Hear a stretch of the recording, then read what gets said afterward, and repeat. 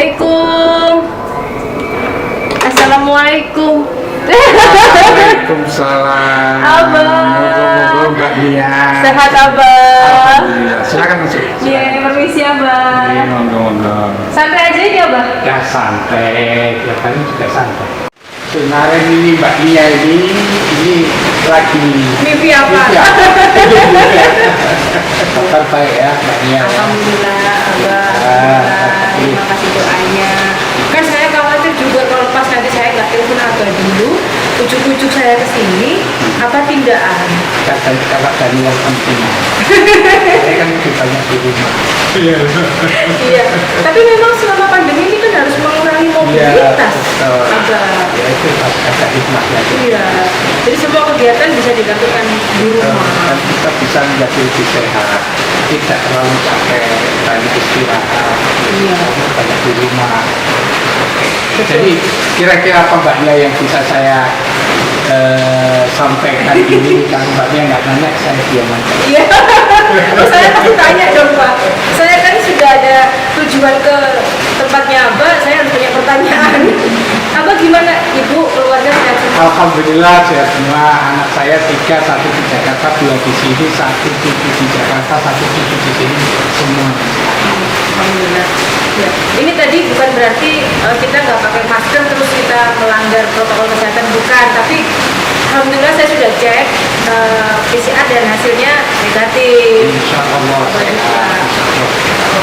Kita orang-orang sehat, ketemu orang sehat. Ya. Amin. Selalu doanya. Abah, ini saya mau nanya. Abah ini ketua Kadin Sidoarjo, itu kan Abah. Nah mungkin kawan Bolos ini kan pengen tahu Kadin ini apa sih gitu Pak? Jadi gini Mbak Nia, Kadin itu singkatan dari Kamar Dagang dan Industri, sebuah organisasi yang anggota-anggotanya itu para pengusaha dan pengusaha. Kadin ini berbeda dengan organisasi pada umumnya. Kadin ini didirikan dengan Undang-Undang Nomor 1 Tahun 2000. Kemudian ADART-nya itu ditandatangani oleh Presiden. Kalau organisasi pada umumnya biasanya orang punya ide berkumpul membuat organisasi, kemudian pengesahan dari Ketumham, ini tidak. Di Kadin itu didirikan berdasarkan itu bedanya dengan asosiasi atau organisasi profesi atau Ya. Tapi syaratnya untuk masuk ke dalam bergabung ke Kadin tadi? syaratnya itu pengusaha atau perusahaan artinya punya izin, punya kalau PT ada ART-nya, ada pengesahan menterinya dan lain sebagainya, kemudian mendaftarkan di Kadin untuk menjadi anggota. Kalau menurut ADART pasal 4, setiap perusahaan atau pengusaha wajib mendaftarkan diri sebagai anggota Kadin. Hanya saja memang PP-nya peraturan pemerintah masih belum jadi, sehingga teknisnya bagaimana dan pelaksanaan bagaimana itu masih sambil menunggu lah. Tapi aturan ADART sudah ditandatangani oleh Presiden. Wajib apa? Wajib. Setiap perusahaan wajib. Wajib. Sanksinya apa kalau nggak? Walaupun sanksinya belum ada. Di peraturan pemerintah mungkin akan ada sanksinya. Kalau di ADART belum ada. Jadi hanya mewajibkan setiap perusahaan atau pengusaha mendaftarkan diri sebagai anggota. Itu aja. Abah, sebelum ngobrol panjang lebar ini, Abah ini kan pernah cerita kemarin sama saya berangkatnya Abah, atau bahasanya apa ya, Abah itu adalah santri di pondok pesantren Gontor. Gontor. denger namanya aja udah gitu kan, siapa sih yang gak pengen bergabung, siapa sih yang gak pengen masuk ke pesantren Gontor gitu kan Abah. Nah kemudian Abah ini juga apa ya, pernah punya pengalaman di atau menjadi TKI di Arab Saudi. Gitu. Abah cerita dong, Abah. Jadi gini Mbak Nia, Gontor itu sebenarnya mendidik seseorang anak didik santri itu sebenarnya bukan pada ilmunya, tapi pada mental kepribadiannya. Ilmu sebenarnya yang diajarkan di Gontor itu cuma dua, bahasa Inggris dan bahasa Arab. Dengan dua ilmu ini kalau dia sudah menguasai, buku apapun yang berbahasa Inggris, buku apapun yang berbahasa Arab, insya Allah bisa dipelajari oleh si alumninya Gontor. Tapi mental yang diajarkan itu adalah mental kemandirian. Sehingga alumni Gontor kita tahu dari berbagai cabang, dari berbagai profesi, semuanya hampir semua ada. Dulu ada ketua MU juga dari Gontor, Pak Hasyim Muzaki almarhum. Ketua Muhammadiyah juga alumni Gontor, Pak Din Samsudin, ya. Kemudian Ketua MPR juga pernah ada Pak Hidayat Nur Wahid, itu alumni Gontor semua. Jadi yang jadi kiai di pondok pesantren juga banyak.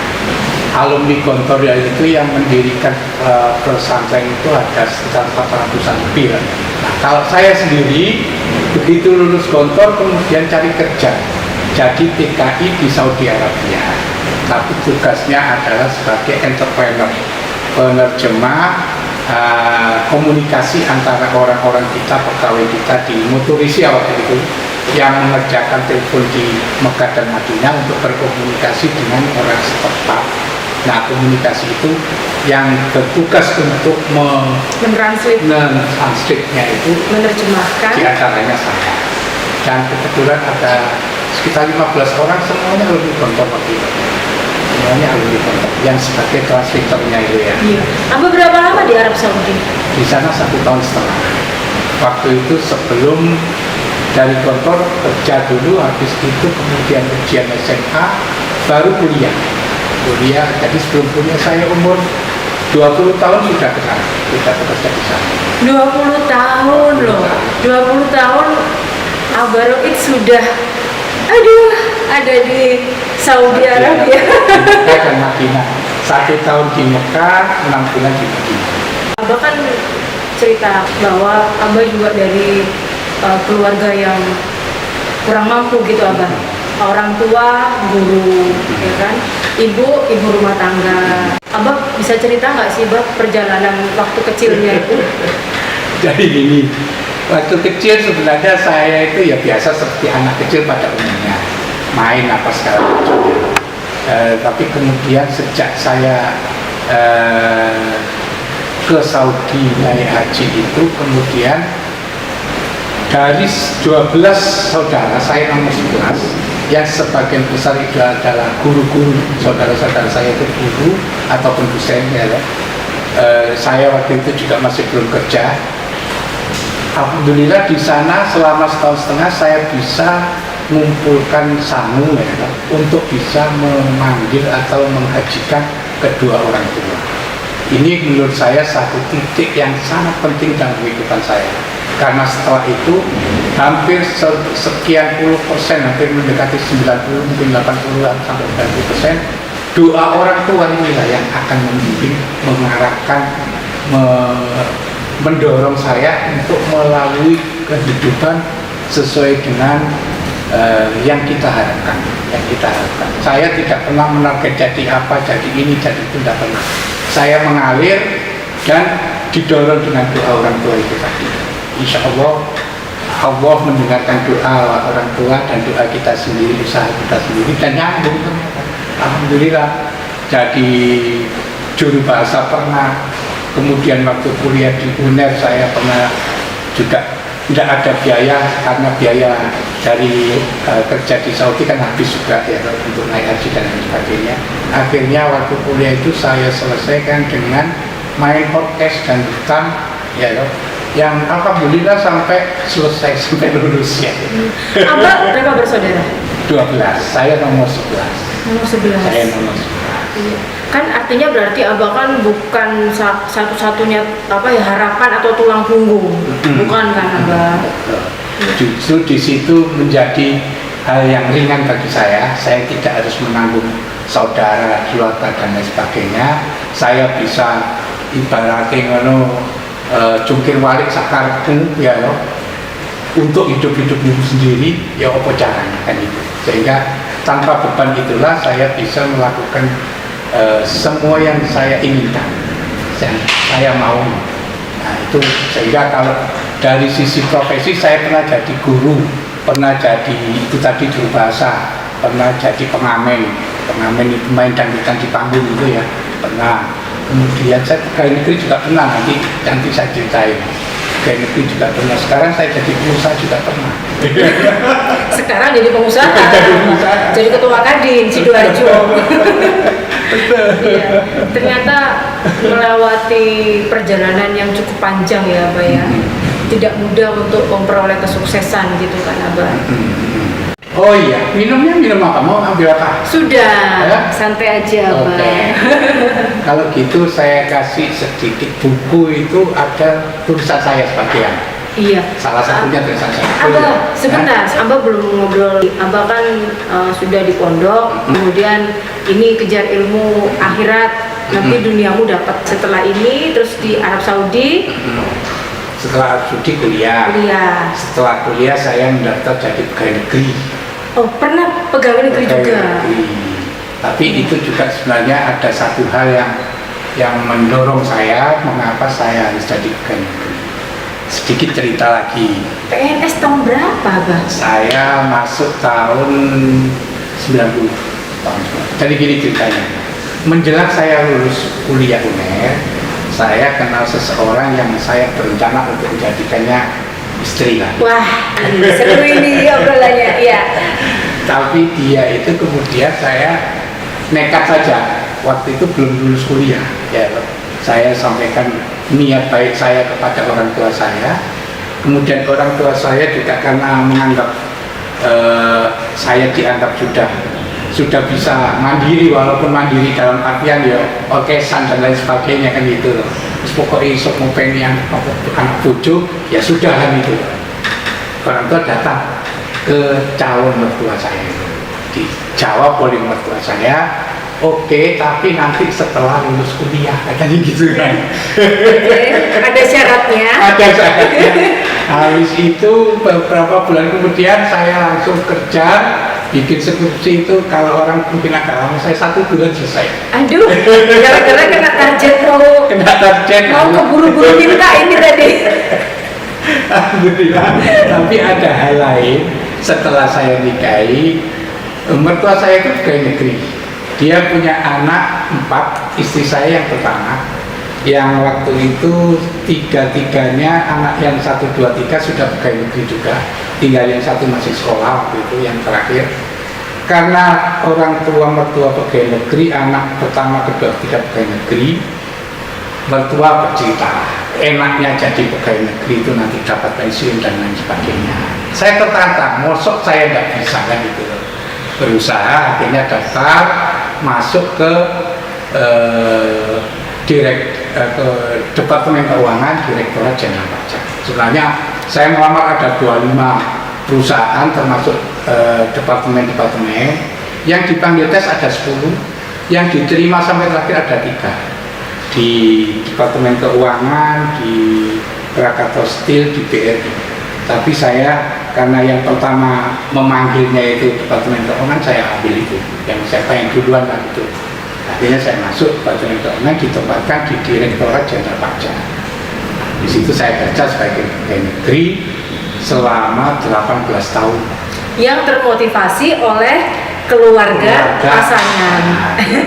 Mertua. Tapi karena saya begitu pegawai negeri, setelah 10 tahun saya pegawai negeri, istri saya kan pindah-pindah.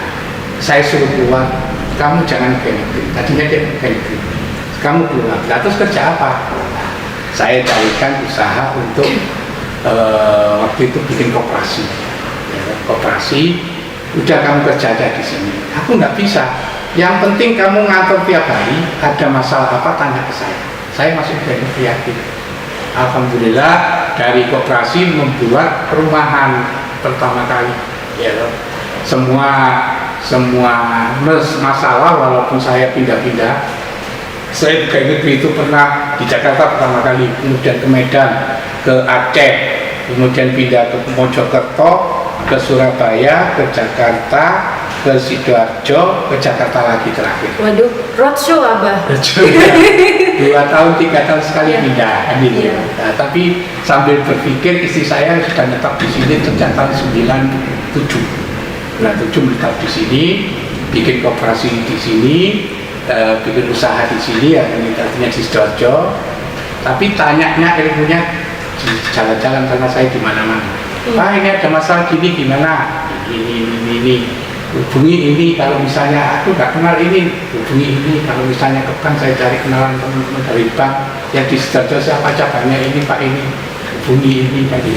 Jadi saya hanya bermain akses saja. Iya. Butuh apa istri saya carikan kenalan, akses ke sana. Nah itu aja. Nah jalannya itu usaha. Setelah 8 tahun usaha jalan, saya ngalah, saya yang bisa. Istri saya sudah resign juga, saya resign juga tahun 2008. Karena jarak tadi ya Bang, Karena mungkin saya capek pindah-pindah. Bukan hanya itu, saya terakhir sadar itu anak saya yang terakhir sudah SMP. Aduh. Nggak tahu kecil, kok tiba-tiba sekarang sudah SMP gitu ya. Kapan besarnya? Kapan besarnya, tiba-tiba SMP itu menjadikan saya tersentak. Ini yang saya kejar ini apa? Iya. Karena ini, saya ada komitmen kesepakatan dengan istri saya di awal dulu. Prioritas pertama kita, keluarga kita, yang pertama ada Allah. Yang kedua baru keluarga. Keluarga itu termasuk orang tua, anak, dan lain sebagainya. Yang ketiga baru pribadi kita, pribadi termasuk pekerjaan kita, lingkungan kita, teman-teman kita, organisasi kita, dan lain sebagainya. Ini prioritas ketiga. Nah kalau saya sudah prioritas ketiga ini terlalu serius sehingga yang kedua sampai kelalaian anak tahu-tahu sudah SMP, ya saya harus ngalah. Ini prioritas ketiga saya kalahkan, menginjak ke prioritas kedua. Saya harus mikiri anak-anak saya harus banyak berkumpul sama mereka, saya harus tahu perkembangan sehari-harinya dan lain sebagainya. Itu yang menjadikan salah satunya ya, menjadikan saya harus resign dari pegawai negeri karena saya harus ngurusi keluarga saya sendiri. Walaupun tidak ada masalah di keluarga saya, tapi saya merasa kecolongan anak saya tiba-tiba sudah SMP. Iya. Saya tak kenal tulang. Iya. Iya. Itu sehingga prioritas ini saya tingkatkan, harus prioritas kedua. Iya, Abang. Itu yang jadi. Berarti dari situ barulah Abang udah mikir, udah pokoknya sekarang kita usaha sendiri. Gitu.